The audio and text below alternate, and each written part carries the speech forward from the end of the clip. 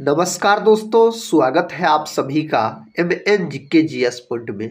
आप सभी दोस्त लोग कैसे हैं? हम उम्मीद करते हैं कि बहुत अच्छे होंगे। दोस्तों, आज के इस वीडियो में हम करने वाले हैं लुसेंट विज्ञान का निचोड़, फिजिक्स, केमिस्ट्री, बायोलॉजी यानी साइंस के दोस्तों हम 100 प्रश्न का सुपरफास्ट रिवीजन करने वाले हैं। ये जो 100 प्रश्न है ये उस प्रकार के प्रश्न हैं जो कई बार कॉम्पिटिटिव एग्जाम में पूछे गए हैं और आने वाला जो भी एग्जाम है उसमें भी पूछने की संभावना इससे बहुत ही अधिक है। तो दोस्तों हम यही बोलेंगे, इसमें जितने भी प्रश्न हैं इन्हें आप याद जरूर कर लीजिए। जैसा कि आपको पता होगा, किसी भी कॉम्पिटिटिव एग्जाम का बात किया जाए तो उसमें साइंस का वेटेज सबसे अधिक रहता है। इस बात से तो आप लोग भली भांति परिचित ही होंगे। तो चलिए बिना समय को देर किए आज के इस साइंस के रिवीजन क्लास को हम और आप मिलके शुरू करते हैं। आज का दोस्तों फर्स्ट क्वेश्चन है, सोडा वाटर में कौन सा अम्ल होता है? तो सोडा वाटर में कार्बोनिक अम्ल होता है। ऑप्शन बी जो है सही उत्तर हो जाएगा। कार्बोनिक अम्ल का अगर सूत्र पूछा जाए तो बोल सकते हैं H2CO3, यह कार्बोनिक अम्ल का सूत्र होता है। दोस्तों अगर फॉर्मिक अम्ल का बात करते हैं तो आप बोल सकते हैं जो लाल चींटी और बिच्छू में, दोस्तों बिच्छू के डंक में फॉर्मिक अम्ल होता है। टार्टरिक अम्ल का बात करते हैं तो आप बोल सकते हैं जो इमली और अंगूर में कौन अम्ल पाया जाता है? तो इसमें पाया जाता है टार्टरिक अम्ल। कई बार यह प्रश्न परीक्षा में पूछा गया है। लैक्टोज का बात करते हैं तो इसका सूत्र पूछा जा सकता है आपसे, तो बोल सकते हैं C12 H22 और O11। यह दोस्तों लैक्टोज का सूत्र होता है, जो चीनी का सूत्र भी यही होता है। लैक्टोज जो होता है यह किसके मिलने से बनता है? तो ग्लूकोज और गैलेक्टोज के मिलने से बनता है। लैक्टोज का बात करते हैं तो नेक्स्ट क्वेश्चन की ओर बढ़ते हैं। क्वेश्चन कहता है चुकंदर में लाल रंग किसके कारण से होता है? चुकंदर में जो लाल रंग होता है यह बीटा साइनेसिस के कारण होता है। विकल्प सी सही उत्तर हो जाएगा। एंथोसाइनिन का बात करते हैं तो एंथोसाइनिन एक प्रकार का वर्णक हो जाता है, याद रखिएगा आप। लाइकोपीन का बात करते हैं दोस्तों तो आप बोल सकते हैं जो टमाटर का जो लाल रंग होता है किसके कारण होता है? लाइकोपीन के कारण होता है। नेक्स्ट क्वेश्चन देखिए, कहता है दूध में सफेद रंग किसके कारण से होता है? दूध का रंग जो सफेद होता है यह केसिन प्रोटीन के कारण होता है। और बोल सकते हैं आप श्वेत क्रांति जो होता है, श्वेत क्रांति यह दुग्ध उत्पादन से संबंधित है। और श्वेत क्रांति का जनक किसको बोला जाता है? डॉक्टर वर्गीज कुरियन को। किसको? डॉक्टर वर्गीज कुरियन को दोस्तों बोला जाता है श्वेत क्रांति का जनक। पूछा जाए आपसे तो आप बताइएगा।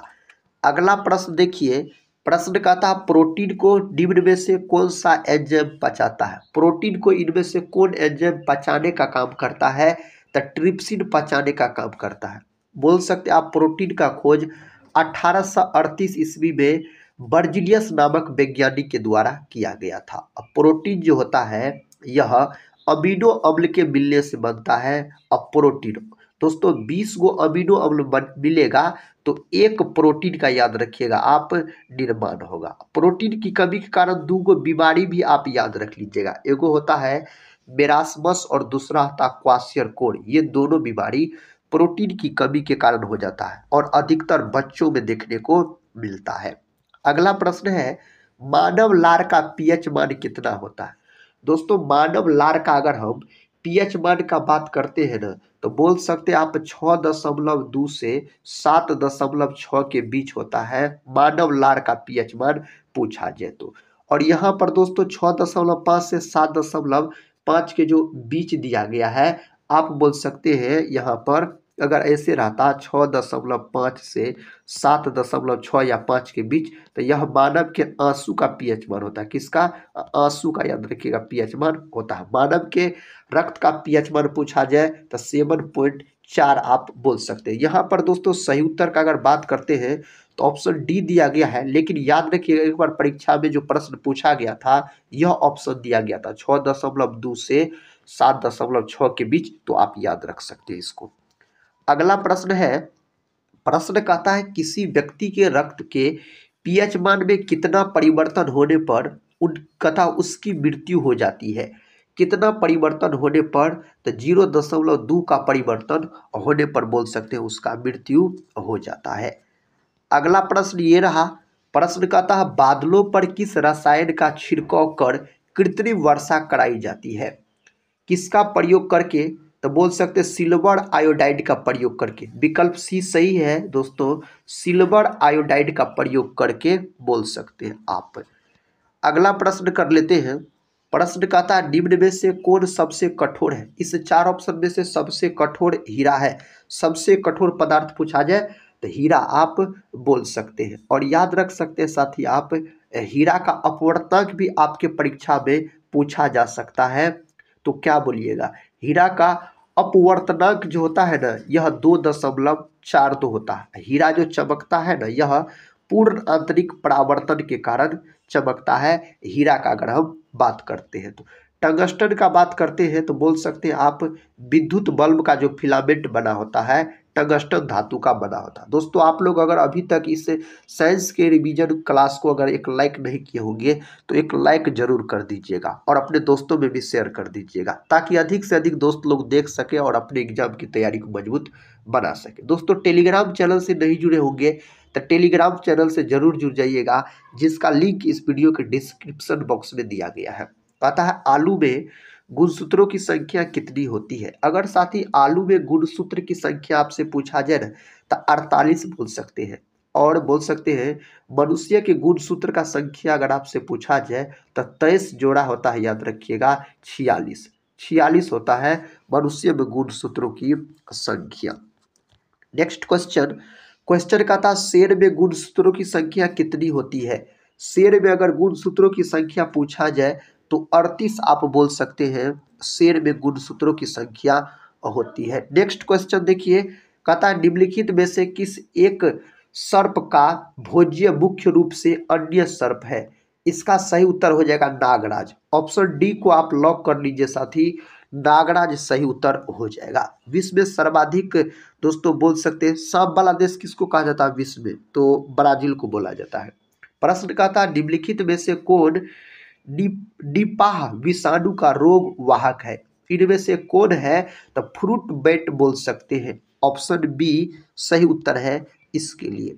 अगला प्रश्न कर लेते हैं, कहता है जीवाणु सीजेला से रोग होता है। कौन रोग दोस्तों इससे होता है, तो इससे बोल सकते हैं दस्त होता है। ऑप्शन बी दस्त बोल सकते हैं। क्षय रोग जो है इसी को टीबी बोला जाता है। और बोल सकते हैं तपेदिक, दोस्तों तपेदिक भी इसी को कहा जाता है। और यह रोग में मानव शरीर का फेफड़ा प्रभावित होता है, फेफड़ा। और यह जीवाणु के कारण होने वाला रोग है। विश्व टीबी दिवस पूछा जाए कब मनाया जाता है, तो 24 मार्च के दिन विश्व टीबी दिवस के रूप में मनाया जाता है। इस प्रश्न का सही उत्तर आप सभी दोस्त लोग बताइए। कहता तालाबों और कुओं में निम्नलिखित में से किस एक को छोड़ने से मच्छरों को नियंत्रित करने में मदद मिलती है, तो गेम्बूसिया बोल सकते हैं आप। विकल्प सी जो है यह सही उत्तर है इसके लिए। नेक्स्ट क्वेश्चन दोस्तों ये रहा, क्वेश्चन का था कोशिका की आत्महत्या की थैली कहलाता है। इनमें से किसको कोशिका की आत्महत्या का थैला कहा जाता है, तो लाइसोसोम को कहा जाता है। किसको, लाइसोसोम को। और लाइसोसोम का जो दोस्तों खोज किया गया ना, यह बोल सकते आप डी डूबे के द्वारा किया गया था। डी डूबे के द्वारा लाइसोसोम का खोज किया गया था। राइबोसोम को जो देख रहे हैं यह प्रोटीन का फैक्ट्री कहलाता है, राइबोसोम। और सबसे अधिक दोस्तों बोल सकते हैं जो प्रोटीन जो पाया जाता है सोयाबीन में, लगभग में 42% के आसपास माना जाता है। अगला प्रश्न कर लेते हैं, कहता पत्तियों को हरा रंग प्रदान करता है। पत्तियों को हरा रंग दोस्तों क्लोरोप्लास्ट प्रदान करता है। ऑप्शन बी सही उत्तर हो जाएगा। नेक्स्ट क्वेश्चन कर लेते हैं। देखिए ये रहा नेक्स्ट क्वेश्चन, गोल्जी कय का प्रमुख कार्य है। गोल्जी कय का प्रमुख कार्य दोस्तों शराबी बोल सकते हैं। ऑप्शन डी को आप लॉक कर लीजिए। नेक्स्ट क्वेश्चन कहता है निम्नलिखित में से कौन सा कोशिकांग डीएनए रखता है। इनमें से कौन सा कोशिकांग साथी डीएनए कहता है जो रखता है। तो सेंट्रिओल बोल सकते हैं डीएनए रखता है। माइटोकॉन्ड्रिया का बात करते हैं तो माइटोकॉन्ड्रिया को कोशिका का पावर हाउस कहा जाता है। क्या कहा जाता है? आप बोल सकते हैं कोशिका का पावर हाउस कहा जाता है माइटोकॉन्ड्रिया को। माइटोकॉन्ड्रिया का खोज अल्टमैन नामक वैज्ञानिक के द्वारा किया गया। अल्टमैन नामक वैज्ञानिक के द्वारा किया गया। और दोस्तों बोल सकते हैं माइटोकॉन्ड्रिया का नामकरण कार्ल बेंडा के द्वारा किया गया। इसका हिंदी नाम पूछ लिया जाए तो आप बोल सकते हैं सूत्रकणिका। सूत्रकणिका माइटोकॉन्ड्रिया का हिंदी नाम हो जाता है। लाइसोसोम का बात करते हैं तो इसको तो आत्महत्या का थैला ही कहा जाता है, आपको पता ही है। अगले प्रश्न की ओर बढ़ते हैं। देखिए प्रश्न कहता है माइटोकॉन्ड्रिया का भीतरी वलन कहलाता है। माइटोकॉन्ड्रिया का जो भीतर वाला भाग होता है वह क्रिस्टी के नाम से जाना जाता है। विकल्प ए को आप लॉक कर लीजिए, क्रिस्टी के नाम से दोस्तों वह जाना जाता है। खसरा रोग का कारक क्या है? खसरा रोग का कारक क्या है? इनमें से आप बोल सकते हैं विषाणु। विषाणु के कारण खसरा नामक रोग हो जाता है। पीलिया किसके संक्रमण के कारण होता है? दोस्तों पीलिया का बात करते हैं तो यकृत के संक्रमण के कारण याद रखिएगा पीलिया नामक रोग हो जाता है। और यकृत को मानव शरीर का बोल सकते हैं सबसे बड़ी ग्रंथि कहा जाता है। यकृत को मानव शरीर की दूसरी सबसे बड़ी ग्रंथि का बात किया जाए तो अग्नाशय होता है, जिसको मिश्रित ग्रंथि के नाम से भी जाना जाता है। और दोस्तों यकृत के बारे में आप बोल सकते हैं यकृत का वजन 1.5 kg के आसपास होता है। और मानव शरीर का कौन ऐसा अंग है जिसमें पुनरुद्ध भवन की क्षमता सबसे अधिक होता है? यकृत में होता है। मस्तिष्क में सबसे कम होता है पुनरुद्ध भवन की क्षमता। पलिहा का बात करते या तिल्ली दोस्तों इसी को बोला जाता है। आरबीसी का कब्रिस्तान बोला जाता है इसको, या ब्लड बैंक के नाम से भी जाना जाता है। पलिहा या तिल्ली को आप बोल सकते हैं। नेक्स्ट क्वेश्चन है, क्वेश्चन कहता है निम्नलिखित में से कौन सा धातु अमलगम नहीं बनाता है? इनमें से उस धातु को चुनिए जो धातु अमलगम नहीं बनाता है। लोहा बोल सकते हैं, इसमें भाग नहीं लेता है। अगला प्रश्न है एनीमिया किस तत्व की कमी से पैदा होता है? यह कौन तत्व की कमी से? लोहा के कमी से दोस्तों यह रोग पैदा हो जाता है, एनीमिया नामक रोग बोल सकते हैं। निम्नलिखित में से किस खनिज द्वारा लोहा प्राप्त किया जाता है? कौन खनिज द्वारा लोहा प्राप्त किया जाता है? हेमेटाइट द्वारा याद रख सकते हैं आप। ऑप्शन डी को दोस्तों लॉक कर लीजिए। इस प्रश्न का सही उत्तर बताइए अगर पता है तो। प्रश्न कहता है अयस्क को जंग लगने से रोकने के लिए कौन सी प्रक्रिया लाभकारी नहीं है? इनमें से कौन सी प्रक्रिया लाभकारी नहीं है पूछा जा रहा है। अनिलन दोस्तों इसके लिए लाभकारी नहीं माना जाता है। अगला प्रश्न है त्वरित चालक निर्मित होते हैं। त्वरित चालक जो होते हैं यह किसके बने होते हैं? तांबा के बने होते हैं त्वरित चालक का अगर हम बात करते हैं तो। अगला प्रश्न देखिए, प्रश्न कहता है राजस्थान स्थित जावर की खाने किस खनिज के लिए प्रसिद्ध है? यह है जस्ता के लिए। किसके लिए? जस्ता, जिसको जिंक के नाम से जाना जाता है। अगला प्रश्न है माइटोकॉन्ड्रिया किसमें अनुपस्थित होता है? माइटोकॉन्ड्रिया इनमें से किसमें दोस्तों नहीं पाया जाता है? तो जीवाणु में माइटोकॉन्ड्रिया नहीं पाया जाता है। अगर कवक का बात करते हैं तो इसका अध्ययन क्या कहलाता है? इसका अध्ययन माइकोलॉजी कहलाता है। कवक की जो कोशिका भित्ति होती है यह काइटिन की बनी होती है। नेक्स्ट क्वेश्चन की ओर बढ़ते हैं। देखिए क्वेश्चन का था जीवदर्भ शब्द का प्रयोग सर्वप्रथम किसने किया था? जीवदर्भ शब्द का प्रयोग दोस्तों सर्वप्रथम किसके द्वारा किया गया था? आप बोल सकते हैं इस 4 ऑप्शन में से पुरकिंजे के द्वारा किया गया था। किसके द्वारा? पुरकिंजे नामक वैज्ञानिक के द्वारा किया गया था। गुणसूत्र शब्द प्रदान किया गया। गुणसूत्र शब्द जो दिया गया यह किसके द्वारा दिया गया? यह मेरे भाई वाल्डेयर के द्वारा दिया गया। ऑप्शन बी वाल्डेयर के द्वारा यह दिया गया। कहता एरेडियोलॉजी किसका अध्ययन है? एरेडियोलॉजी किसका अध्ययन है? यह बकरों का अध्ययन है। किसका अध्ययन? बकरों का अध्ययन आप बोल सकते हैं। मधुमक्खी पालन दोस्तों क्या कहलाता है? एपी कल्चर बोल सकते हैं। एपी कल्चर याद रखिएगा आप हो जाता है। और रेशम पालन को सेरी कल्चर बोला जाता है। सेरी कल्चर के नाम से जाना जाता है और मछली पालन को दोस्तों पीसी कल्चर के नाम से जाना जाता है। अगला प्रश्न है, स्टेथोस्कोप का आविष्कार किसने किया था? इसका आविष्कार किसके द्वारा किया गया? लेडेक के द्वारा किया गया। ऑप्शन बी सही उत्तर हो जाएगा। नेक्स्ट क्वेश्चन कहता है, एडवर्ड जेनर ने निम्नलिखित में से किस रोग से जुड़े हैं? एडवर्ड जेनर का बात किया जाए दोस्तों तो यह चेचक से जुड़े हैं। एडवर्ड जेनर ने चेचक के टीके का खोज किया था, एडवर्ड जेनर ने किया था। अगला प्रश्न कर लेते हैं, चंदन कहता है चंदन के पेड़ को क्या माना जाता है? दोस्तों चंदन के पेड़ को आंशिक मूल परजीवी माना जाता है। विकल्प डी सही उत्तर है। नेक्स्ट क्वेश्चन कहता है, दालें पादपों के किस कुल से प्राप्त होती है? दालें का बात किया जाए तो यह लेग्यूमिनेसी कुल के अंतर्गत आता है। ऑप्शन सी को आप लॉक कर लीजिए। नेक्स्ट क्वेश्चन, कोशिका की आत्महत्या की थैली किसे कहा जाता है? यह लाइसोसोम कहलाता है। अगला प्रश्न कर लेते हैं। अगला प्रश्न ये रहा, मनुष्य के वातावरण को सुधारने से नस्ल सुधारना कहलाता है। यह दोस्तों किस नाम से जाना जाता है? यूथेनिक्स के नाम से जाना जाता है। ऑप्शन बी को आप लॉक कर दीजिए, यूथेनिक्स के नाम से इसे जाना जाता है। मछलियों तथा उनसे संबंधित उद्योगों का अध्ययन कहलाता है। यह क्या कहलाता है? इक्थियोलॉजी कहलाता है। इक्थियोलॉजी सही जवाब बोल सकते हैं। मांसपेशियों का अध्ययन क्या कहलाता है? मांसपेशियों के अध्ययन को बायोलॉजी के नाम से जाना जाता है। अगला प्रश्न देखिए, प्रश्न का था, छोटी चेचक से बचाव के लिए प्रस्तावित टीका है। तो छोटी दोस्तों चेचक से पूछा जा रहा है तो वॉरीसेला बोल सकते हैं। ऑप्शन डी इसके लिए सही उत्तर है, वॉरीसेला।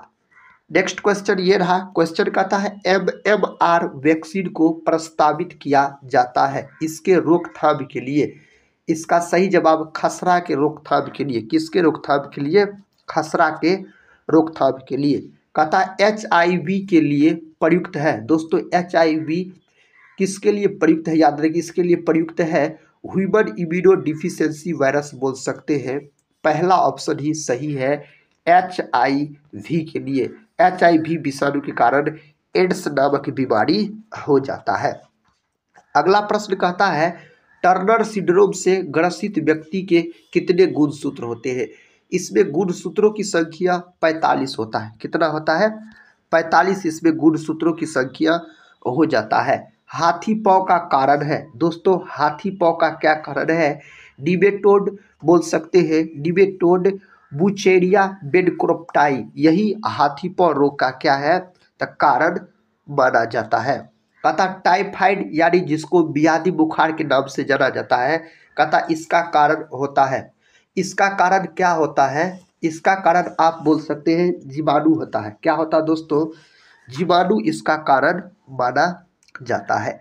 अगला प्रश्न ये रहा, कहता प्रथम एंटीबायोटिक की खोज किसने की थी? प्रथम एंटीबायोटिक का खोज किया गया फ्लेमिंग के द्वारा। किसके द्वारा? अलेक्जेंडर फ्लेमिंग के द्वारा। कब किया गया? 1928 में दोस्तों बोल सकते हैं जो किया गया था।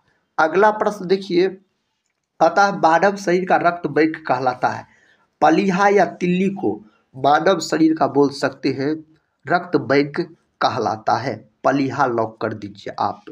रुधिर के प्लाज्मा में निम्नलिखित में से किसके द्वारा एंटीबॉडी निर्मित होते हैं? कहता है रुधिर के प्लाज्मा के बारे में बात हो रहा है तो लिम्फोसाइट्स दोस्तों सही उत्तर है। ऑप्शन बी इसके लिए सही जवाब हो जाता है। अगला प्रश्न है, लाल रक्त कणिकाएं किस नाम से जानी जाती है? लाल रक्त कणिका को इरिथ्रोसाइट्स के नाम से जाना जाता है। इसी को बोला जाता है RBC। इसका अगर जीवन काल पूछा जाए तो 120 दिन इसका जीवन काल हो जाता है। नेक्स्ट क्वेश्चन कहता है, एम्फोटेरिक यानी उभयधर्मी पदार्थ किस रूप में क्रिया करता है? यह क्रिया करता है किस रूप में? अम्ल और क्षार दोनों के रूप में यह क्रिया करता है। इसका सही उत्तर बताइए। मेरुदंड में कितनी जोड़ी तंत्रिका निकलती है? मेरुदंड का बात किया जाए दोस्तों तो 31 जोड़ी तंत्रिका निकलती है इसमें। अगला प्रश्न देखिए, प्रश्न कहता है प्रतिवर्ती क्रियाओं का नियंत्रण केंद्र कहाँ पर है। दोस्तों प्रतिवर्ती क्रियाओं का अगर नियंत्रण केंद्र का बात करते हैं तो कशेरुकरज्जु आप बोल सकते हैं। इसका सही जवाब हो जाता है। किस रंग के प्रकाश की तरंगदैर्घ्य सबसे अधिक होती है। तो लाल रंग के प्रकाश की तरंगदैर्घ्य सबसे अधिक होता है और बैगनी रंग के प्रकाश की तरंगदैर्घ्य सबसे कम होता है, याद रख सकते हैं आप। यही अगर विचलन का बात किया जाए तो बैगनी का विचलन दोस्तों अधिक होता है, लाल का विचलन कम हो जाता है। खतरा का संकेत भी लाल होता है। इंसुलिन हार्मोन जो स्रावित होता है तो इंसुलिन हार्मोन बोल सकते हैं। इसे 4 ऑप्शन में से लंगर-हेंस ग्रंथि से याद रखिएगा। इंसुलिन एक प्रकार का हार्मोन होता है, इसकी कमी के कारण मधुमेह नामक रोग हो जाता है। फलों के रस को सुरक्षित रखने के लिए किसका प्रयोग किया जाता है। बताइए तो दोस्तों सही जवाब इसका क्या होगा। सोडियम बेंजोएट का प्रयोग किया जाता है इसके लिए। इसका सही जवाब क्या है। आंसुओं में कौन सा पदार्थ घुला रहता है। आंसू में कौन पदार्थ घुला रहता है तो लाइसोजाइम एंजाइम दोस्तों इसमें घुला रहता है। आंसू का अगर बात करते हैं तो एंजाइम होते हैं। एंजाइम क्या माने जाते हैं, यह प्रोटीन माने जाते हैं अगर हम एंजाइम का बात करते हैं तो। कथा खाने वाले सामान्य नमक का रासायनिक नाम क्या है। खाने वाले सामान्य नमक का रासायनिक नाम सोडियम क्लोराइड है, जिसको NaCl के नाम से भी जाना जाता है। नेक्स्ट क्वेश्चन देखिए, कहता पोटेशियम नाइट्रेट का प्रयोग डैश के उत्पादन में होता है। पोटेशियम नाइट्रेट का प्रयोग दोस्तों उर्वरक के उत्पादन में होता है। किसके उत्पादन में, उर्वरक के उत्पादन में होता है। समुद्र के पानी से कौन सी धातु निकाली जाती है, उस धातु का नाम है मैग्नीशियम, याद रखिएगा। ऑप्शन बी सही उत्तर होगा, मैग्नीशियम धातु को निकाला जाता है। अति मुलायम खनिज यानी टाल्क यानी सोप स्टोन मुख्यतः है, इनमें से कौन है तो इनमें से magnesium silicate, option D magnesium दोस्तों सिलिकेट सही उत्तर हो जाएगा। औषधि जो दर्द दूर करती है, औषधि जो दर्द दूर करती है, इसका सही जवाब एनाल्जेसिक हो जाएगा। ऑप्शन डी को आप लॉक कर लीजिए। अगला प्रश्न है मनुष्य के शरीर की सबसे छोटी हड्डी कौन सी है। मनुष्य के शरीर की सबसे छोटी हड्डी स्टेपिज होता है। यह दोस्तों कान की हड्डी होती है, याद रख सकते हैं आप। कहाँ की, यह कान की हड्डी होती है। अम्ल वर्षा का पीएच मान कितना होता है। अम्ल वर्षा का पीएच मान दोस्तों बोल सकते हैं 5.5 या इससे कम होता है। आप बोल सकते हैं सही उत्तर के अगर बात करते हैं सही उत्तर का, तब 5.6 से जो वर्षा का पीएच मान कम होगा उसको अम्लीय वर्षा कहा जाता है। नेक्स्ट क्वेश्चन देखिए, क्वेश्चन कहता है गाय और भैंस के थनों से दूध उतारने के लिए किस हार्मोन की सुई लगाई जाती है, तो उस हार्मोन का नाम है ऑक्सीटोसिन। ऑप्शन बी को आप लॉक कर लीजिए, ऑक्सीटोसिन सही उत्तर है। कहता बहुआसुत जल से एक नमूने का पीएच मान है, इसका पीएच मान क्या है। इस 4 ऑप्शन में से दोस्तों सही उत्तर बोल सकते हैं 0 के अति निकट इसका पीएच मान माना जाता है। रक्तदाब का नियंत्रण केंद्र करता है। दोस्तों रक्तदाब का नियंत्रण केंद्र कौन है, इसका सही जवाब बताइए अगर पता है तो। अधिवृक्क ग्रंथि बोलना चाहिए, अधिवृक्क। यह ग्रंथि दोस्तों क्या कहलाता है, एड्रीनल के नाम से भी जाना जाता है। एड्रीनल ग्रंथि इसी को कहा जाता है। और बोल सकते हैं आप वृक्क के ऊपर यह ग्रंथि स्थित होता है। अगला प्रश्न है धोने के सोडे का रासायनिक सूत्र है। धोने के सोडे का रासायनिक सूत्र Na2CO3 इंटू 10H2O बोल सकते हैं, सही जवाब हो जाता है। अगला प्रश्न निम्नलिखित में से कहता है अश्रु गैस का घटक कौन सा है। अश्रु गैस का घटक दोस्तों कौन है, क्लोरोपिक्रिन बोल सकते हैं, यह अश्रु गैस का घटक माना जाता है। अगला प्रश्न कहता है फॉर्मेल्डिहाइड का 40% जलीय घोल कहलाता है। यह क्या कहलाता, फॉर्मेलिन कहलाता। ऑप्शन डी सही जवाब है, फॉर्मेलिन दोस्तों यह कहलाता है। चींटी के काटने पर किसका अंतःक्षेपण होता है। चींटी के काटने पर दोस्तों आपसे अगर पूछा जाए तो आप बोल सकते हैं फॉर्मिक अम्ल। ऑप्शन ए सही जवाब है। एसिटिक अम्ल जो है यह सिरका में पाया जाता है। किसमें, सिरका में एसिटिक अम्ल पाया जाता है। अगला प्रश्न है फॉर्मिक एसिड किसके द्वारा उत्पन्न होता है। फॉर्मिक एसिड दोस्तों यह लाल चींटी के द्वारा, किसके द्वारा, लाल चींटी के द्वारा उत्पन्न होता है। आंतों में रोग के निदान के लिए निम्न किरणों का उपयोग किया जाता है, इसका नाम बताइए आप। एक्स किरण बोल सकते हैं। रोंटगन नामक वैज्ञानिक के द्वारा इसका खोज किया गया था। प्रयोगशाला में सर्वप्रथम डीएनए का संश्लेषण किया था। प्रयोगशाला में सर्वप्रथम डीएनए का संश्लेषण दोस्तों किसके द्वारा किया गया था, खुराना के द्वारा किया गया था। हरगोविंद खुराना के द्वारा आप बोल सकते हैं। निम्नलिखित में से किसमें एथनोइक एसिड होता है, इनमें से किसमें होता है, सफेद सिरका में यह होता है। सफेद सिरका विकल्प सी में दिया गया है। सिरके का रासायनिक नाम क्या है दोस्तों, अगर सिरका का आपसे रासायनिक नाम पूछ लिया जाए तो एसिटिक अम्ल होता है। क्या होता है, एसिटिक अम्ल होता है। सिरका में कौन अम्ल पाया जाता है, एसिटिक अम्ल सिरका में पाया जाता है। सिरके में निम्नलिखित में से क्या पाया जाता है, सिरका में पाया जाता है एसिटिक एसिड, एसिटिक अम्ल इसमें पाया जाता है। नेक्स्ट क्वेश्चन, पुरुष जींस संगठन होता है। अगर पुरुष जींस संगठन आपसे पूछा जाए ना तो एक्स वाई होता है, एक्स वाई। अगला प्रश्न देखिए, ये रहा दोस्तों अगला प्रश्न, कहता है विनेगर किससे बना होता है। विनेगर जो होता है यह कहता है किससे बना होता है, एसिटिक एसिड से बना होता है। विकल्प बी को आप लॉक कर दीजिए। नेक्स्ट क्वेश्चन, मनुष्य की लाल रुधिर कणिकाओं का जीवन काल होता है, आरबीसी का जीवन काल 120 दिन माना जाता है। कितना दिन, 120 दिन। कहता अपचित भोजन से पानी का अवशोषण किया जाता है। तो दोस्तों बड़ी आंत द्वारा, बड़ी आंत द्वारा आप बोल सकते हैं। अगला प्रश्न है बच्चे की रीढ़ में उपस्थित हड्डियों की संख्या कितनी होती है, तो इसमें 33 होता है। विकल्प सी को आप लॉक कर दीजिए, 33 होता है। रुधिर में पाया जाने वाला तरल पदार्थ है, रुधिर में पाया जाने वाला तरल पदार्थ प्लाज्मा होता है। क्या होता है, प्लाज्मा यह होता है। गर्दन की हड्डी जिस पर सिर रहता है को कहते हैं, इसको किस नाम से जाना जाता है, एटलस इसको कहा जाता है। एटलस आप बोल सकते हैं। मानव शरीर में कुल कितनी कशेरुकाएं होती है, मानव शरीर में 33 गो होता है। कितना होता है, 33 गो होता है। अगला प्रश्न देखिए, शरीर का सबसे व्यस्तम अंग कौन सा है। शरीर का दोस्तों सबसे व्यस्तम अंग हृदय होता है। ऑप्शन बी कौन होता है, हृदय आप बोल सकते हैं। अशुद्ध रक्त हृदय में आता है, अशुद्ध रक्त जो है यह हृदय में आप बोल सकते हैं जो आता है, तो आप बोल सकते हैं दाहिने आलिंद से आता है, दाहिने आलिंद से आता है। अगला प्रश्न है मनुष्य के शरीर की सबसे छोटी अस्थि अस्टिपिस कहाँ पाई जाती है। यह दोस्तों कहाँ पाया जाता है, मध्य कर्ण में बोल सकते हैं, मध्य कर्ण में यह पाया जाता है। उदासीन घोल का पीएच मान कितना होता है। उदासीन विलयन का पीएच मान पूछा जाए या जल का पीएच मान पूछा जाए तो आप 7 लॉक कर दीजिएगा। पहला ऑप्शन सही है दोस्तों, 7 इसका पीएच मान हो जाएगा।